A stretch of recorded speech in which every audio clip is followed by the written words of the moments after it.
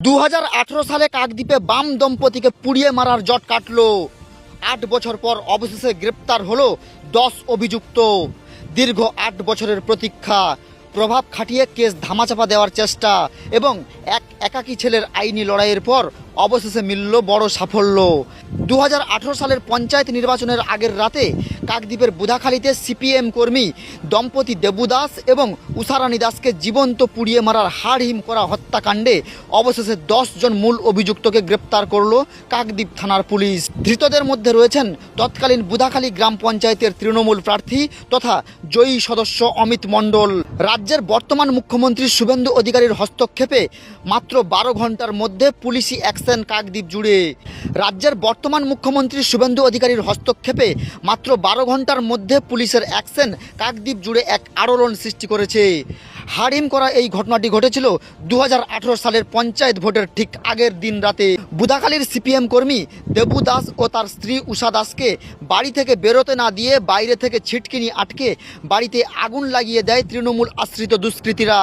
দম্পতির একমাত্র ছেলে দীপঙ্কর দাস সেই রাতে বাড়িতে ছিলেন না, তিনি বাইরে কেটারিংয়ের কাজে গিয়েছিলেন।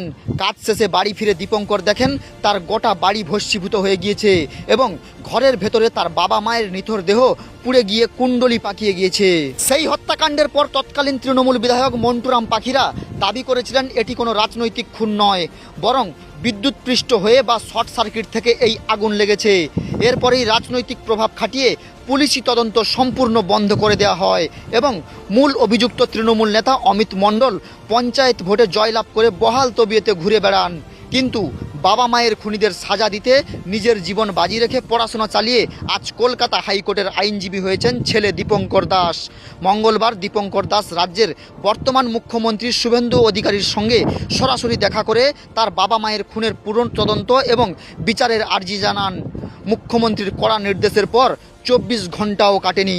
মঙ্গলবার গভীর রাতেই কাকদ্বীপ থানার পুলিশ বুধাখালী এলাকায় তল্লাশি চালিয়ে মূল পাণ্ডা অমিত মণ্ডল সহ মোট 10 জন অভিযুক্তকে হাতে নাতে গ্রেপ্তার করেছে। 2018 থেকে 2026 যা তথ্য প্রমাণ ছিল সেটা সেই সময় সরকার যদি সৎসাহস দেখাতেন তাহলে দোষীরা আজকে সাজা পেয়ে যেতেন। তার জন্য আমাকে এই দীপঙ্কর হয়ে উঠতে হতো না। আজকের আমার যে ঘটনা ঘটেছে বা আরও যে ঘটনাগুলো ঘটছে তাহলে তাদেরকে এত দীর্ঘ লড়াই হতে হয়। দেখুন, ঘটনা ঘটেছিল 13ই মে 2018 সালে। 14ই মে ইলেকশন ছিল। আমি ছিলাম ক্যাটারিংয়ের কাজে, কারণ আমাদের আর্থিক অবস্থার মোটেও সচল ছিল না।